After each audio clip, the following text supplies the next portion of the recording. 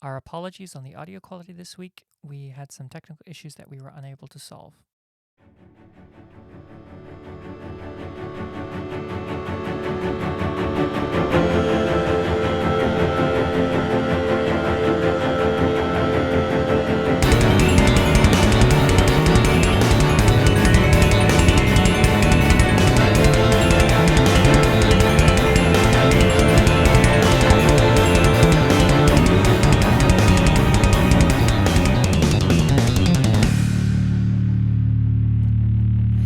Welcome to the podcast! Today we are talking about one of my very favorite composers, Carlo Gesualdo. Burp, burp.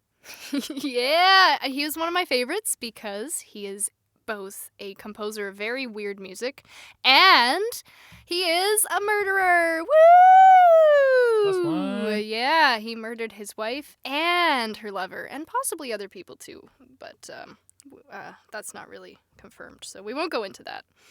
What a guy. What a catch. Carlo Gesualdo is a really interesting guy, though, because he was writing music at the time, and the time we're talking about is roughly the 1600s. It's fucking old. Yeah, it's a long time ago, and it's back from the time when a lot of music was, to our ears, let's just call it, relatively boring. Yeah. Little bit? Well, Little bit? the only comparison would be like a sea shanty. It sort of like sounds similar to that. Ooh, a big burn on sea shanties there. That's rough. That's the only thing you can compare it to. That's popular and moderate, I assume. Is it popular? Oh yeah, sea shanty. You didn't hear about this? I did, There's a big they're around. There's a big TikTok sea shanty thing. TikTok. That's why I brought it up, because that's the only thing the kids today are going to compare it to. All right, well, I don't know if I'm going to really, stake my reputation on saying that Carlo Gesualdo is the 1600s version of the sea shanty, but we'll get there. The harmony is comparable. Okay. That's what I'm trying to get at. We'll get there. So the other thing that's actually quite nice about Carlo Gesualdo is for those of us who decided to rack up our student loans going to music school rather than doing something practical with our lives. Yeah, I can't imagine doing that. It sounds terrible. Yeah, what's that? Doing Sounds something terrible. practical? Yeah. Who needs a pension, right? Not me. So your first full year, basically, of studying music, if you're going through a classical program, is going to be a lot of early music. And early music implies a lot of counterpoint and harmony, which basically means you're learning a lot of rules of this is what you're allowed to write and this is what you're not allowed to do when you're writing music. And if you're a creative person, that might be frustrating. If you're like me, possibly like you, I don't know. I loved it. It was great. You like the rules?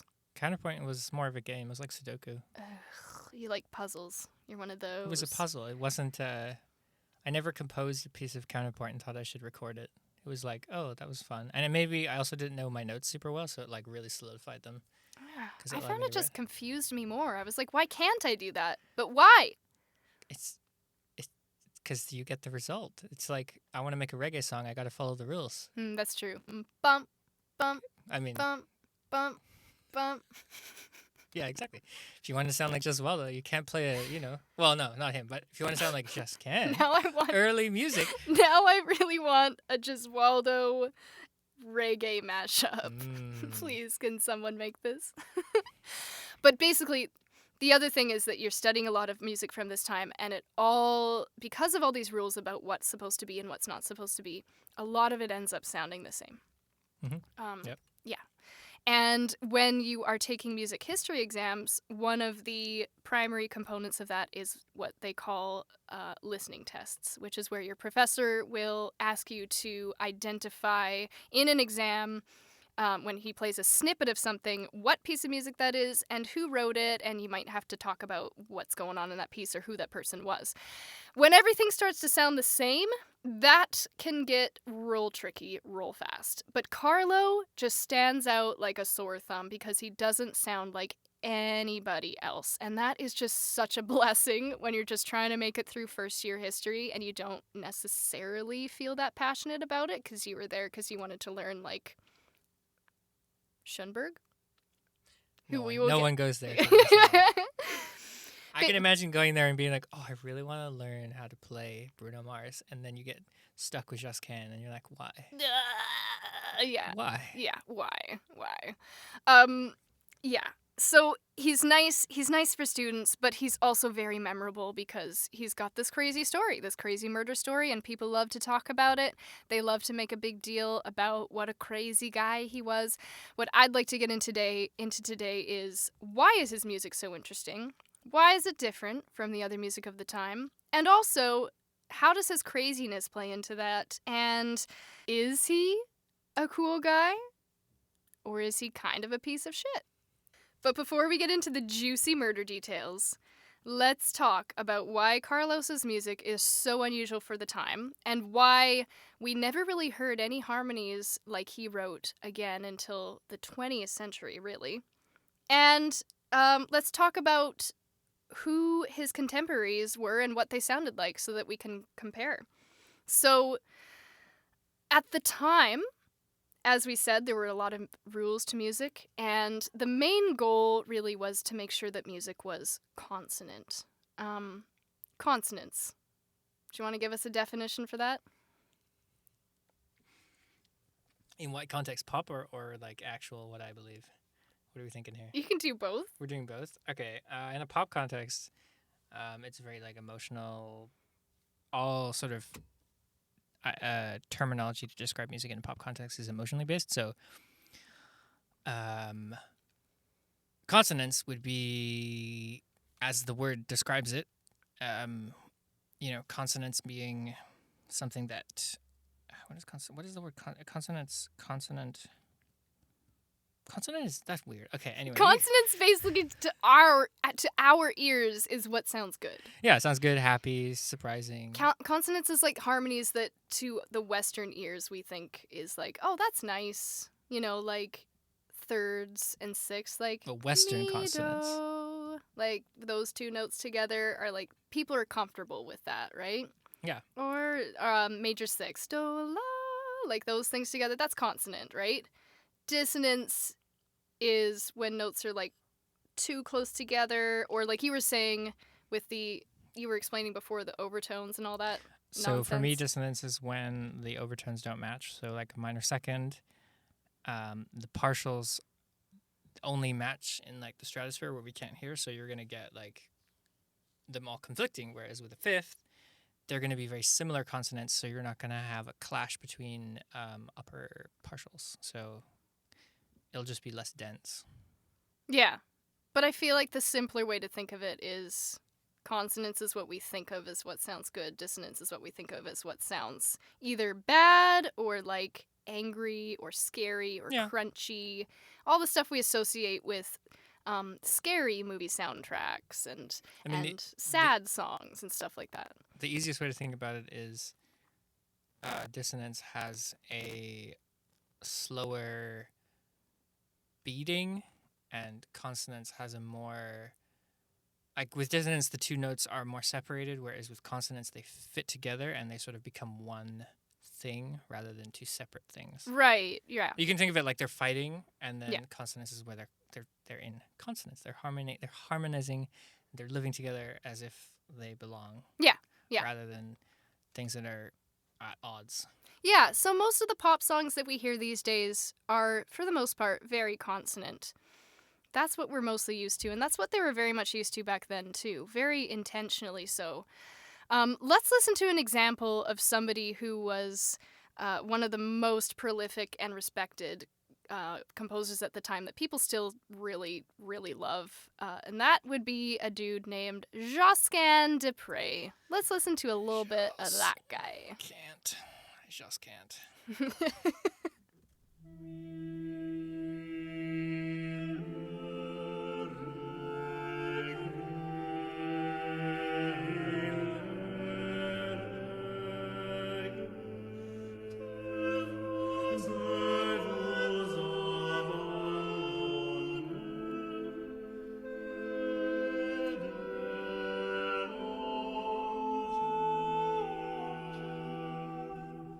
Snoozeroo.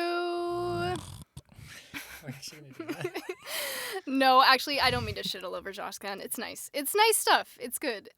But you can hear there that it is very all of those harmonies really work together in a way that it sounds very normal to us, right? There's nothing there that's jarring. There's nothing there that we're like, whoa, what's that? It's what we would call consonants, right?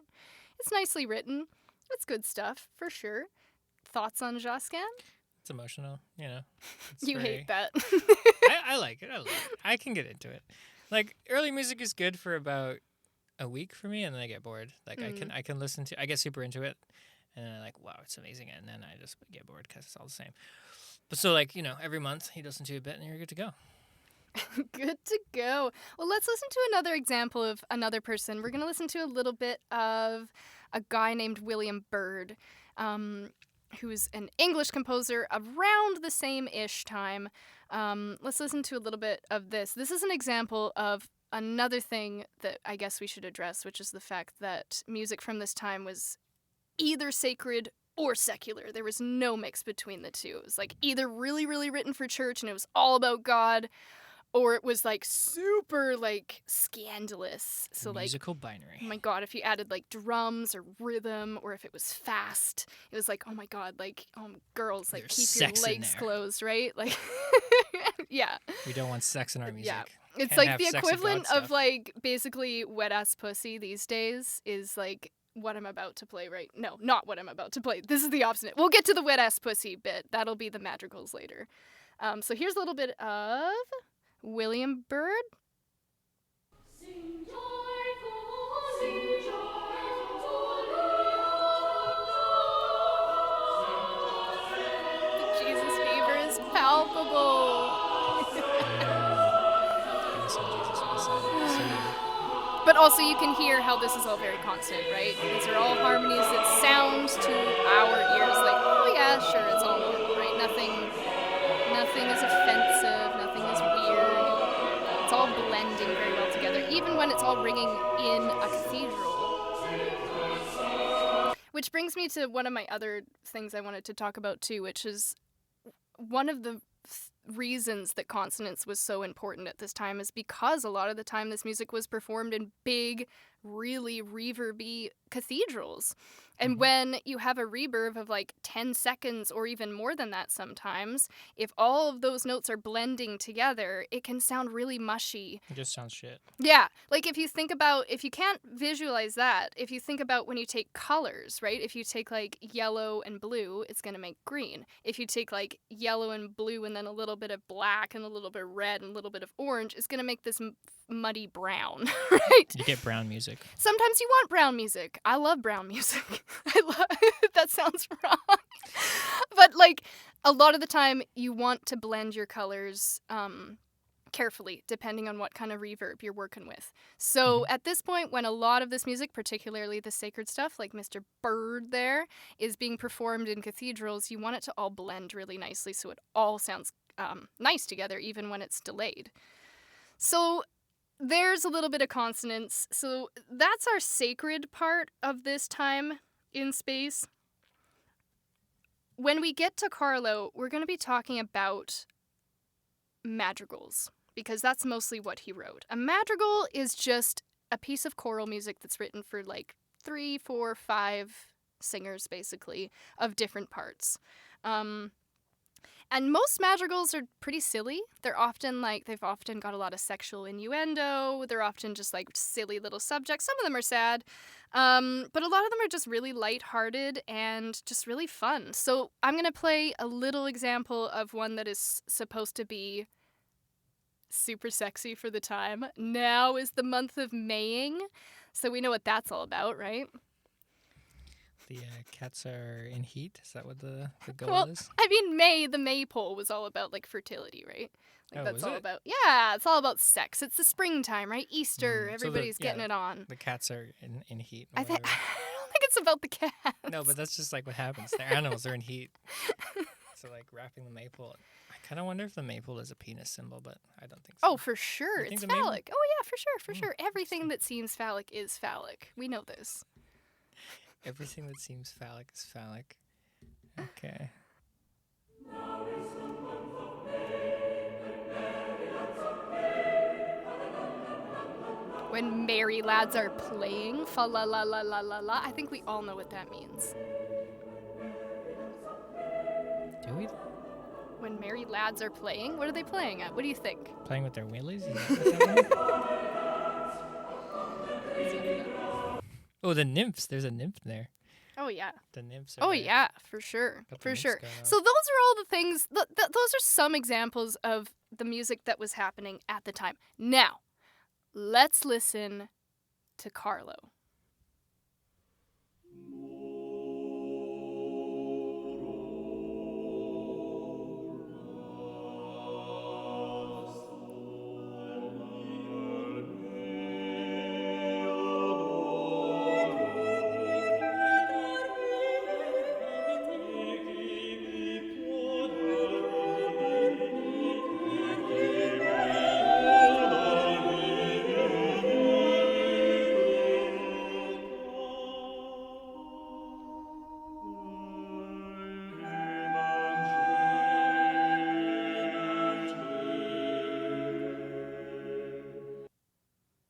What the fuck is going on there?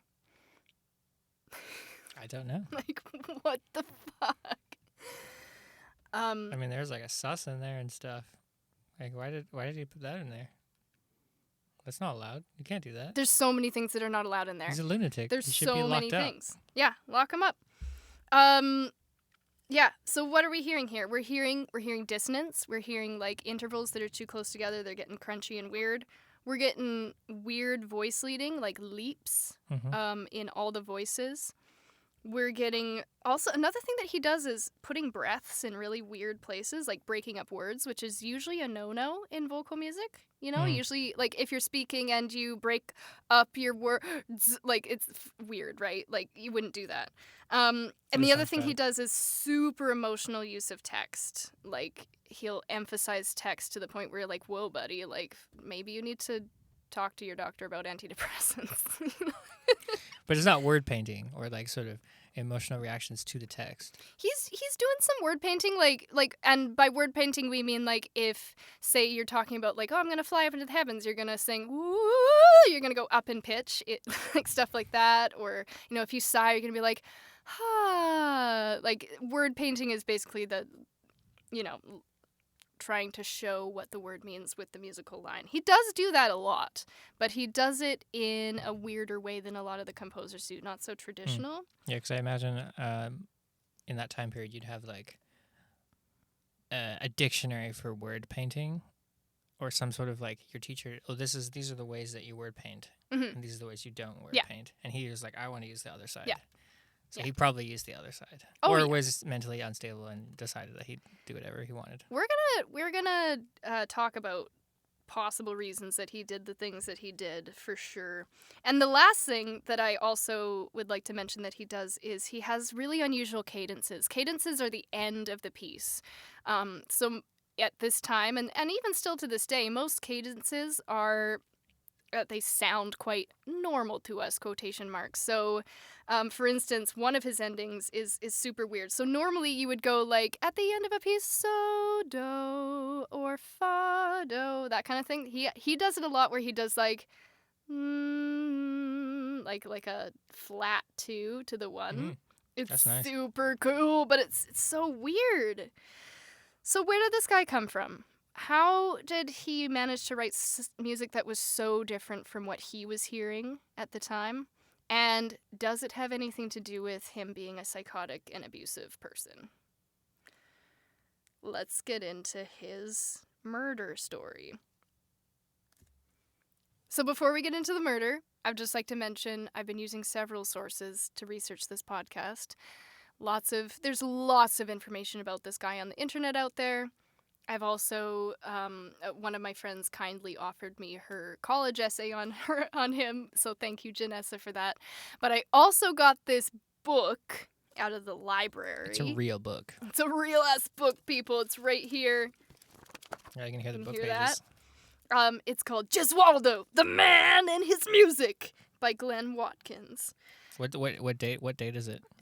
Is it old? Fuck, I don't. It's gotta be because I have 70s? It looks problems with this 70s. book for many reasons. Ooh. 1991, good year. So it's a useful book for musical examples and whatnot, but I just would like to say up top that part of the reason I was inspired to write this podcast is because the angle this man, Glenn Watkins, takes on the murder is very, very much a victim-blaming angle of basically, apparently, Carlo's wife deserved to get murdered. We're going to go into that, but I just wanted to say that up top that I don't like this guy, and also his writing is really, really snooty, and that's exactly what I want to avoid right now. Jeez.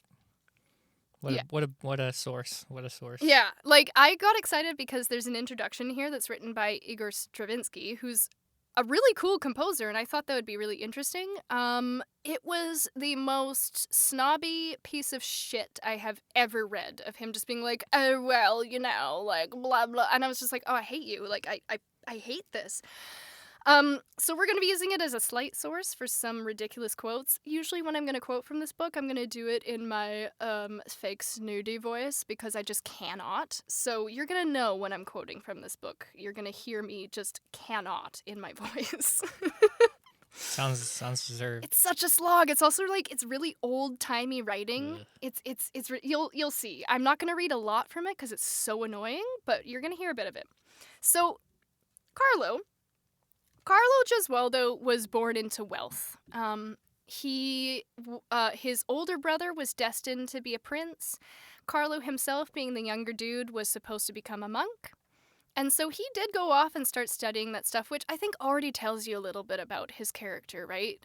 The kind of person who's interested in becoming a monk. Probably not the kind of person who's interested in having relationships. You would think. Probably kind of nerdy. Little scholarly kind of guy. Yeah. Maybe not very social, you might say. Kind of intense, perhaps. I mean, you could probably argue that he's repressed, no?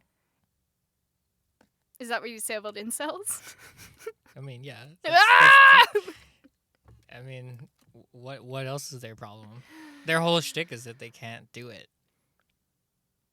And that's like a cycle where they slowly just repeat themselves, where they can't do it, and then... Anyway, I don't think they can't. I think it's that they don't try and then they choose to hate people instead of actually developing personalities of their own or like developing ways of dealing with their own mental problems like you should, like maybe going to counseling, like, you know?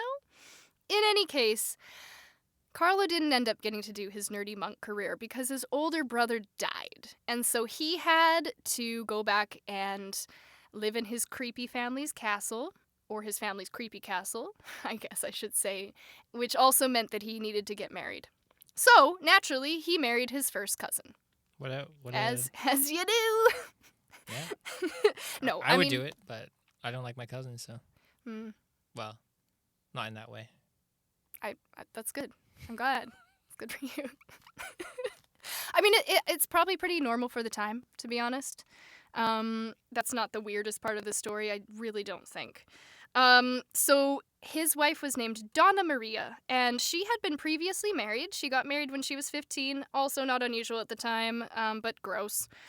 Her husband passed away when she was in her 20s, I think, and so she was free to get married to good old Carlo. But she was 5 years his senior, so that's kind of interesting. It seems from what we can gather, the beginning of their relationship was really happy. They had a kid. But we can also gather that after a while they both started having affairs. Good old Glenn Watkins is eager to point out how Donna Maria is the baddie here. He says, "But the enemy of human nature, not being able to endure the sight of such great love and such conformity of tastes in two married people, implanted in the bosom of Donna Maria unchaste and libidinous desires, and an unbridled appetite to enjoy the beauties of a certain cavalier." And that's where Don Fabrizio Carafa comes in, Who's that guy? Who's that guy? He is the sexy young man that Donna Maria decided to have an affair with. Apparently, he was the most good-looking guy around, so good job, Got a good Donna. name. It's got a good name. Yeah, Yeah, he sounds like a cool guy. Honestly, they both sound pretty groovy, to be honest. I also really love the word libidinous. That's a I'd like great to word. take that on for myself here. Libidinous. Are you a libidinous or are other people libidinous? I would say that I'm libidinous. I think everyone has a right to be libidinous. Hmm. It just means you have a libido. I think for most people, That's what it means? yeah, that's just having a. It's like conjugating libido? Yeah. Libidinous. Yeah. Libidinous. So Don Carlo figures out what's going on because it's really not that subtle, and the author of this shitty book decides that it's a great idea to murder the wife because it means that she can be extolled from her sin. So he's all on board with this, just for the record. Because death extols sin, right? I mean, if a woman does anything wrong, I mean, you gotta kill her, right? That's kind of how it works. Does that mean she doesn't go to hell anymore because she got murdered? Oh, we'll talk about the hell part in just a second. Wait, is Mr. Watkins religious?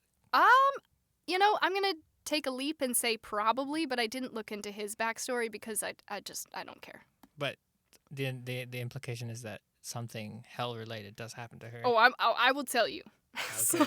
So there's a hell coming out. There's hell coming out. Yeah. So Oh. in the middle of the night, Carlo got up.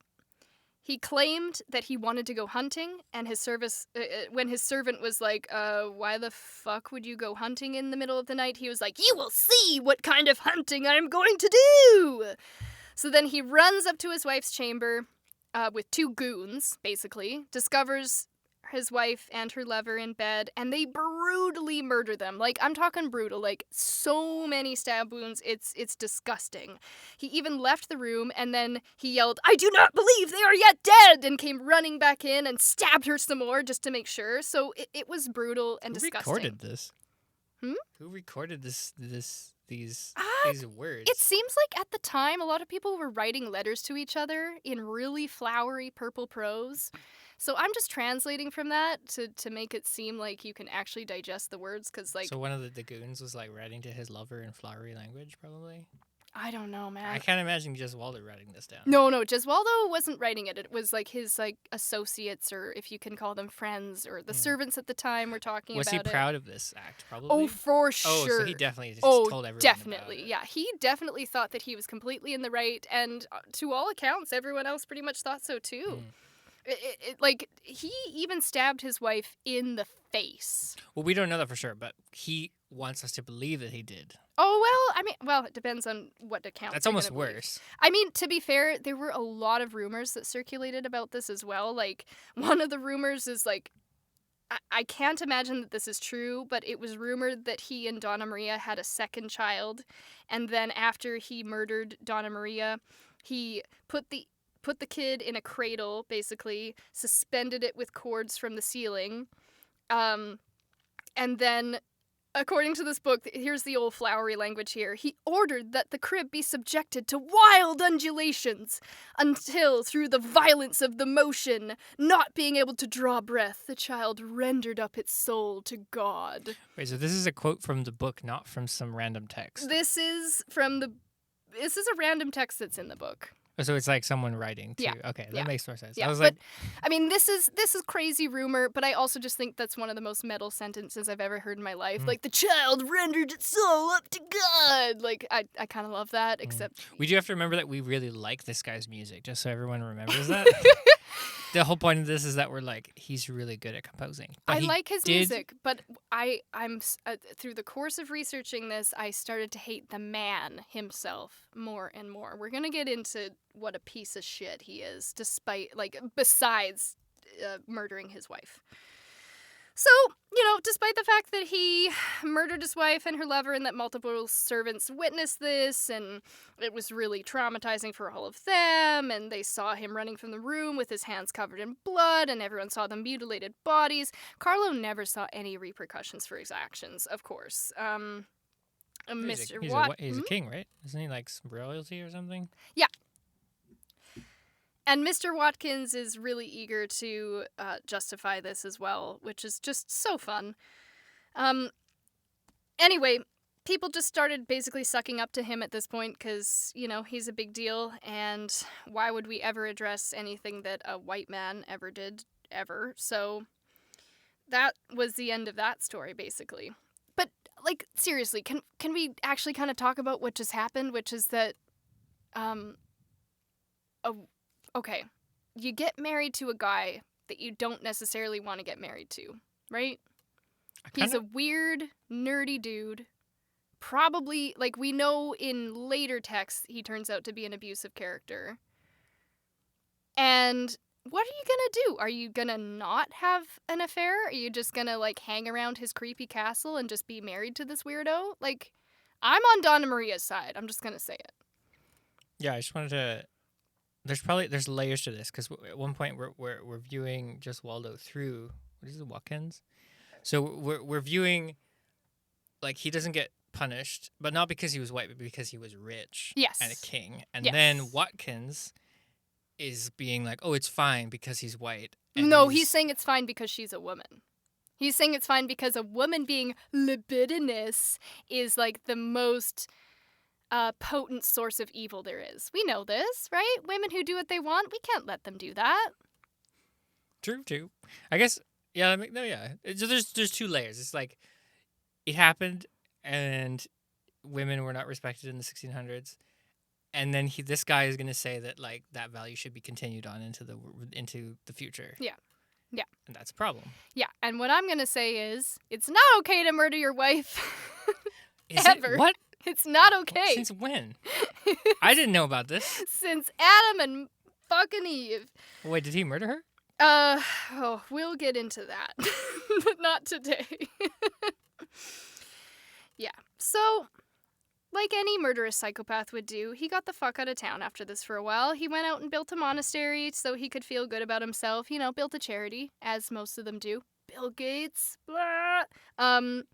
And in this monastery, he also built a stained glass that depicts a man, a woman, and a child being rescued from the flames of, it says purgatory, but, like, I don't think purgatory is flames. I'm going to go ahead and say it's hell. And I'm also going to go and say, butt hurt much? You built a whole monastery just so you could have a stained glass window with a picture of your wife in hell in it? Wow, buddy. Wow. He's got to prove his point. Wow. I mean, there's no like he can't post it on Instagram at this point. This is his Instagram. This Only is his Facebook murder. Yeah. He's like, I murdered you yesterday. I'm gonna post it on my Twitter, which is the stained glass window in this church. Yeah. Yep. So he does that.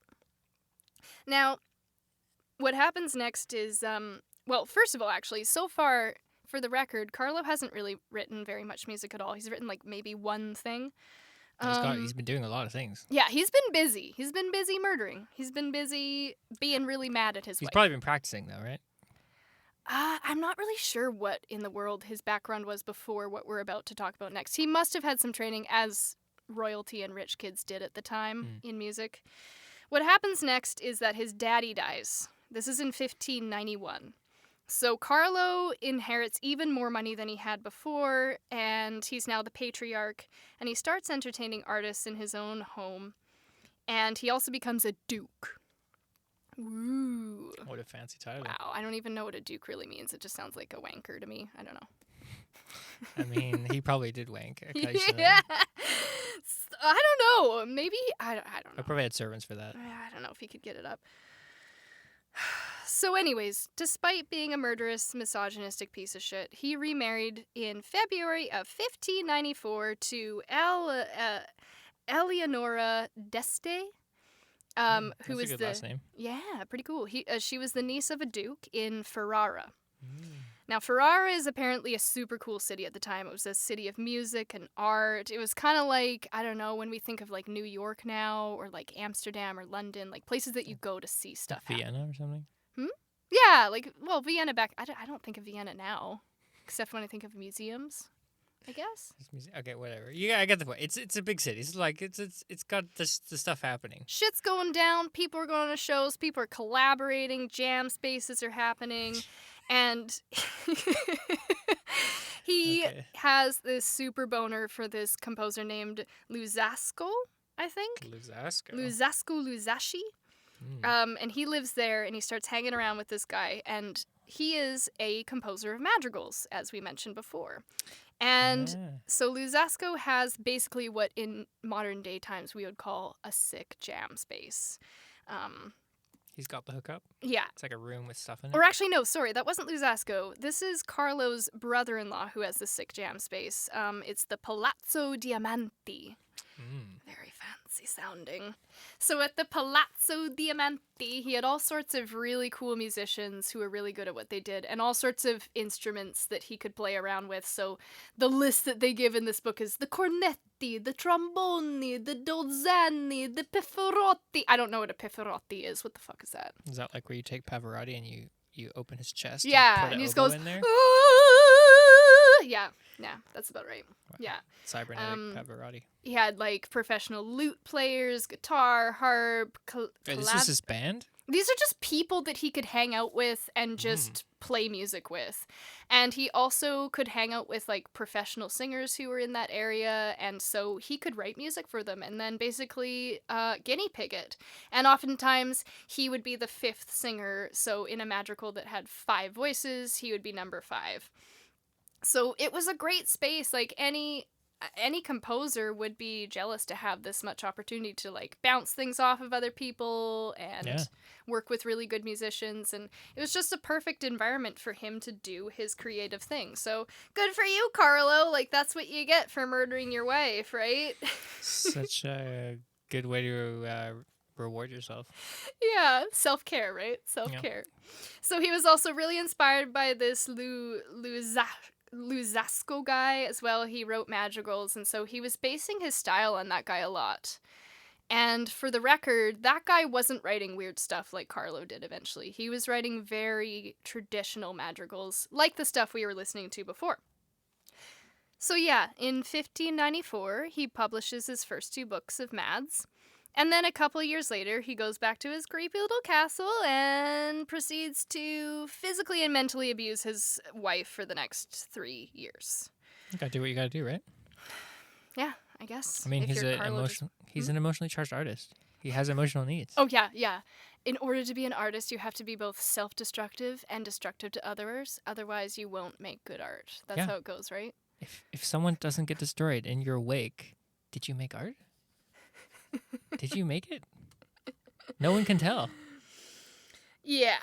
So, also, at the same time as being married and abusing his second wife, he was also having all sorts of affairs with all sorts of ladies. And because he was a weird and paranoid dude, he figured that all these ladies were plotting against him all the time. And so, as most shitty men have... Did he kill them all? He didn't... I didn't hear that. Maybe he did. I don't know. I hope not. Did he do things to them? I don't really know. I'm assuming that he was not fun to be with. Well, he was with them and they liked it, and then he changed. I don't think we're guaranteed that they liked it. Let's remember, this is a man in power, right? He's the guy who calls the shots. He can have whatever lady he likes because otherwise he'll murder them, right? So I don't think he's necessarily being nice to these people. So he's a dictator, basically. Is what we're I saying. would say so. He's Okay. he's like Weinstein, right? He's the Weinstein of his time. But of course, as most shitty men have retaliated against women, he just accused them of witchcraft. And here's some fun little rumors that he started about these ladies. He said that one of his lovers they had given the prince potions of menstrual blood, and that after sexual intercourse with him, she had inserted a piece of bread into her vagina and then served it to him in a sauce. Can we just be cognizant of the fact that she's reading from the book where the guy says that this dude who is saying these things was fine when he murdered his wife? Like, he should have murdered the wife, and then he prints this in the book. Actually, I'm not sure if this is in the book. Oh, this is actually this is from a different source. Oh, I got confused. It might be in the book. I didn't read the whole book. It was tedious, okay? I skimmed for the good stuff. I don't know if this actually happened, but I think it's a hilarious story. Oh, that sounds funny. Ladies, if you're having problems with an abusive partner, by all means, feed them their menstrual blood. Like, go for it. Your menstrual blood, right? Yeah, do it. I don't have menstrual blood. Yeah, that's good. That's probably a good thing. Yeah, if I had it, it'd be disturbing. Yep. So both women were tried and convicted of witchcraft and were sentenced to imprisonment in his castle, which probably wasn't fun. But of course, Carlo will be the first to tell you that he was the one suffering. He had severe constipation, and he had asthma. Constipation. That's a funny disease to have. I know. Let's just read this lovely little quote about how he dealt with his constipation, shall Ooh, we? he dealt with it? How did he have Well, butt sex with people? What did he Let do? me tell you how he dealt with this. He was Oh, okay, hold on. This is a quote from the Dumb Book, okay? Oh, a dumb book quote. Here you go. He was assailed and afflicted by a vast horde of demons, which gave him no peace for many days on end, unless 10 or 12 young men, who he kept specially for the purpose, were to beat him violently 3 times a day, during which operation he was wont to smile joyfully. That seems like BDSM or something. Yeah, basically, he got people to beat him so that he could shit. Where would they beat him, on his stomach? It doesn't specify. This seems like not a very useful way to get around constipation. Yeah, I don't know if getting beaten really works for constipation. I've heard that walking, hydrating helps. Yeah. You know, a fibrous diet. Maybe not being a murderer. And just probiotics, getting things moving. No, I Gotta think build up probiotics bind you up. Yeah, I don't know. yeah, I think he wanted flax. Flax is what he was looking for. They don't have flax in this time. What? I think flax this is, always this is existed. a South American thing, isn't it? What? Isn't this a new age? A new what is it called? The New Americas? That's what they came from. I don't know. I thought it was an a Turtle Island thing. I don't know where flax comes from, but I know Carlo didn't have any, that's for sure. To be fair, one actual tragedy did happen. So his first child with Eleonora died in 1600. And also his second son with her died later on in a riding accident. So that kind of sucked. And also, meanwhile, because he was so repetitively abusive to her, Eleonora just got the fuck out of there. Her health was really, really affected by this terrible relationship, so she was often just away in a town called Medina. So Carlo eventually died of all his weird health stuff, the asthma, the constipation, the weird beatings, all his weird stuff. He died at 1613 when he was 47. So there's a lot of questions that come after his death, like, still, where did this music come out of? So we know that he knew the rules of the music, as we talked about at the beginning, right? All of those counterpoint rules, he knew them because he learned them. He studied this stuff because he was a nerd. He worked with this Luzzascio guy, right? Like, he knew what he was supposed to be doing. I think another big point that's worth making is that his music is preserved because he could afford it to be. Like, he could pay to publish his own music, which a lot of other people couldn't. I can't do that. Yeah, I mean, in future episodes, we're going to talk about people who should have been able to do that and couldn't. It's very sad. Yeah. So, I mean, I'm not saying that it's a bad thing, but let's just also just acknowledge that he wasn't writing for the church. He wasn't writing for educating students the way that his mentor was. It was a total passion project. So, aside from the fact that he murdered his wife, he was a piece of shit. We still like his music. That must say a lot about his musical output. It was good enough that we can overcome all of these problems with this human being. Now, I wouldn't say all. So, but you like him. You wanted to do a podcast on him. I don't like him. I think his music is cool, and I think this is a good point for us to listen to another excerpt from him, because this is a piece that I only started listening to when I was researching the podcast. I can't believe how crazy this sounds.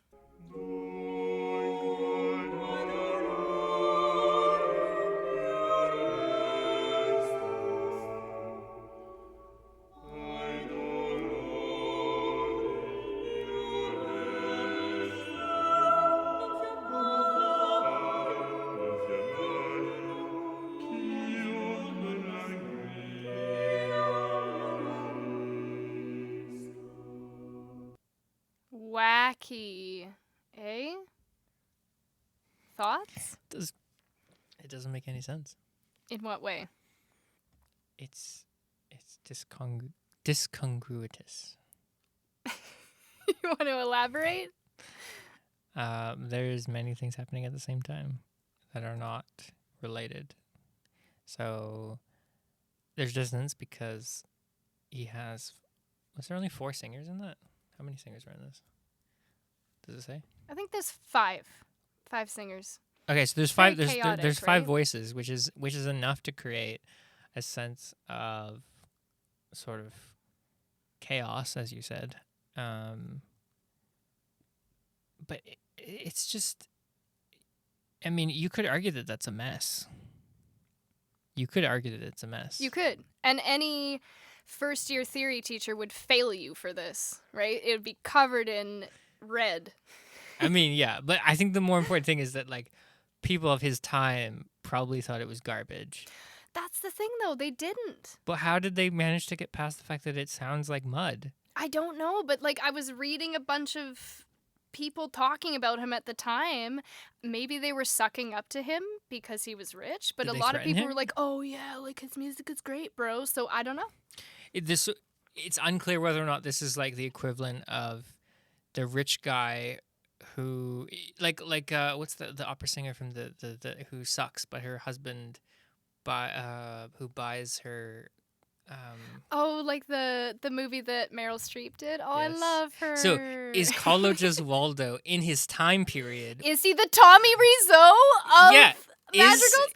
No, because I would argue that it's not a mess. But the thing is that the people in the time maybe couldn't connect the dots that it wasn't a mess. So like in the time period he was Tommy Wiseau, but then nowadays he's like Jesus. You know, there's What do like you- no, let's not. okay, he's like somebody who's awesome, and he's the Carlo of now. But you get my in point. hindsight. Yeah. And that's the big thing, too. To our ears, you got to remember, we're all used to hearing dissonance. We hear it in movies, we hear it in video game soundtracks, we hear it in all the music from the past, like, 150 years or more. It's hard for us now to imagine why this would sound so weird, which is why I started the podcast with all the other stuff that is supposed to be normal. Here, let's do another. I'm just gonna press play again. Well, yeah, right here is where I want to play next. Yeah. Oh. Yeah. We're good to go? Go for it. Okay.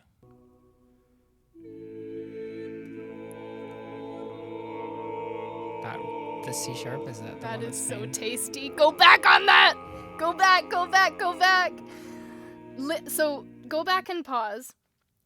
As the listener, see if you can hear this da da da. Those 2 notes. That's a minor second. That is crunchy. If you can imagine a piano keyboard that's like playing a white note and a black note at the same time. It is weird, and I love it.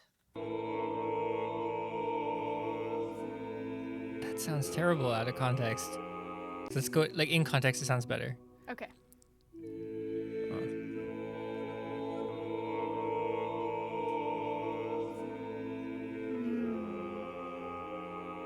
I love that. I do want to make a point that, like, out of context, it does sound shit. Like, if I was to just play that, if I was just to loop the one part that's dissonant, it would sound horrible. Yeah. But the fact that it's, like, coming from somewhere and going to somewhere else, that is how modern harmony works. You have a place, you go to dissonance, and then you go to that is True. the basis True. of contemporary music. There's variation. Even so, that da da da da, that thing. Ooh, Does I he go up or love down? it. Yeah, he resolves up. Yeah. I love it. So it's I love like- it. It's but it where's the semitone? I don't in the music it doesn't look like Oh, there is. so you can see there's a B flat here, but it's the singer is singing B flat in this score. It looks like B natural. That's going over A C this sharp. A. So I there's thought it an was- A that's clashing with a B flat. Ah. That's what's making it really weird. Let's go to this little bit. We're going to go a little bit to the end of the piece here and just listen for this weird ending.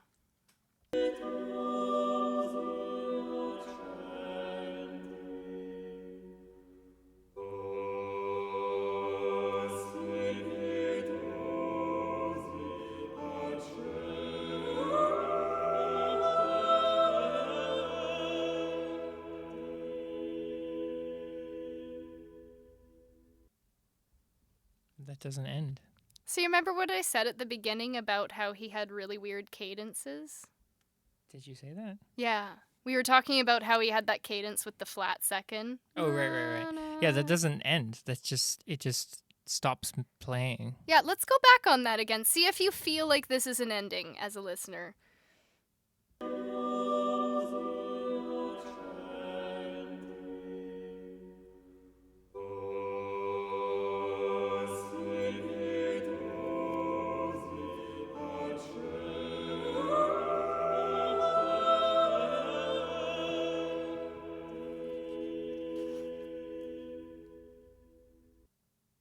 I think it's important to mention that this is also taken out of context. So, like, traditionally, he didn't record it. So the only way you would hear this is if you were hearing it from the beginning to the end.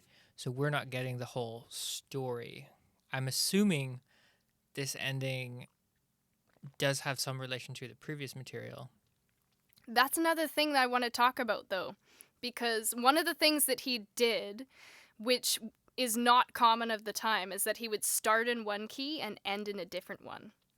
So we're used to that in this day and age, but back in this period, if you started in the key of C, you finished in the key of C. If you started in the key of C and you ended in A flat, that's weird. I mean, that's still somewhat relevant today. Yeah.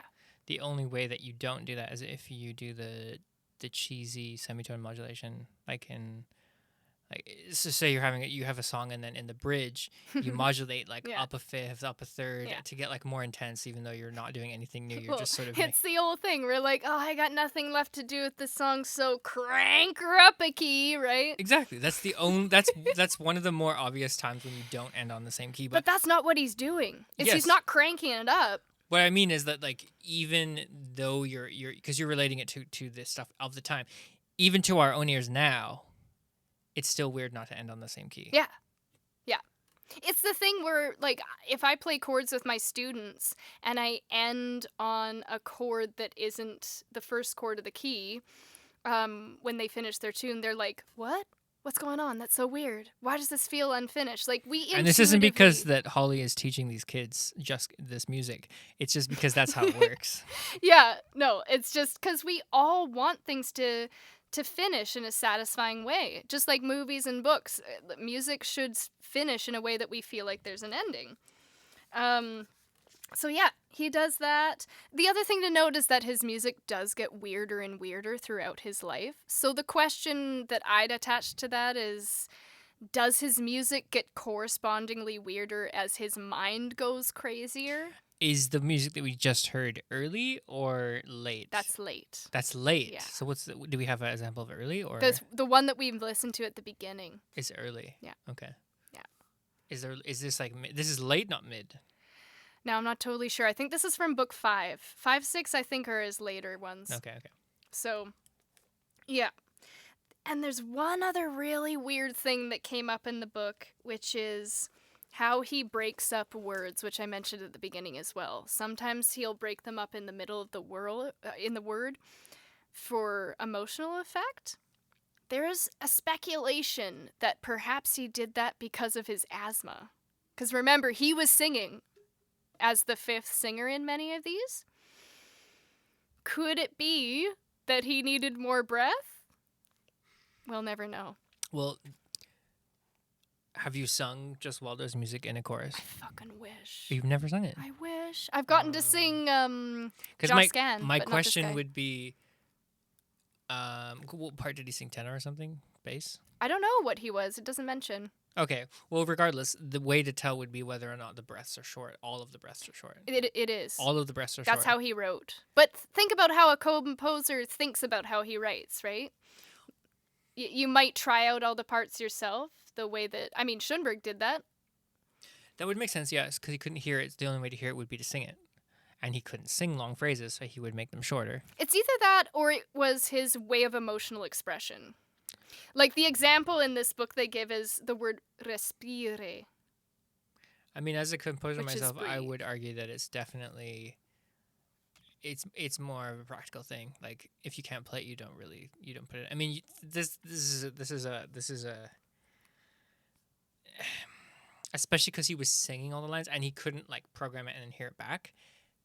If you can't physically like hear it somehow or experience it, you don't really want to write it because then you don't know that it exists and it's not going to function when you give it to someone else. So for me personally, I would say that it's definitely because he had asthma. Like they're short because he had to test every single line and he couldn't test them unless the breaths were short enough that he could sing the whole line. It could be, or it could be what we were talking about earlier, which is word painting.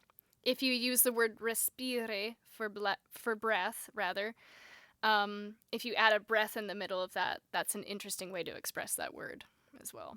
Yeah, sure.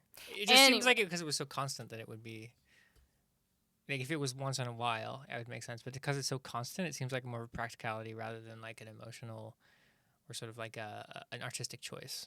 Mm-hmm. If it's an artistic choice, it won't happen all the time. Mm-hmm. If it's a practicality, it will happen all the time. But. Yeah.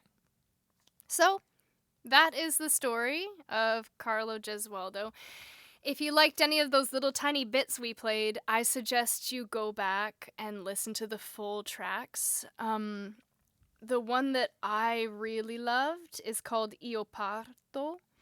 The other one we played by him was called Moro Lasso. He's got tons and tons of madrigals, and they've all been recorded. You can find them very easily. Other composers that we mentioned today include Josquin des Prez and William Byrd. So if you liked those really consonant guys, check them out. They've got some good stuff. Nicholas, do you want to direct anyone to your musical projects? Yeah, I got a band called Happy Kid Toy Band. We do avant-garde country music. I have a bunch of my own projects that I'm working on under Nicholas Grainwing. So just search that on the web. You'll be fine to go. Yeah, Nice. Happy Kid Toy Band. Grainwing. That's it. Yeah. And you can find me on all streaming services by Holly Beckmeyer. I've got an album out, and that's about all you're going to find from me because I'm an elusive weirdo. Thank you for listening to this, and join us next time for something very different from this dude. I can promise. Hopefully. We don't know. Maybe it'll be the same. No, it's not going to be the same. It's going to be several centuries further. Yeah, well, Yeah. There's nothing earlier than this. So there's nothing. There's stuff like on the hurdy-gurdies. Come on, what the hell? What are you trying to say here? I'm trying to say there's worse. You picked the earliest possible music that could be picked for this podcast. I did, because it's the first episode. Yeah. Yeah. Wait, you want to start from the dawn of time? I did, And yeah. this is historical podcast now? No, it's not. It's not. We're going to cover anything we want, so it doesn't have to be... Yeah, history is everything. Is what? It's everything, but we're starting from day one so are we going to go chronological? No, we're not going with any rules because I don't follow rules. I'm a homeschool kid. We don't do that shit. Sorry, not sorry. Thank you for listening, everybody. Bye! #Canada.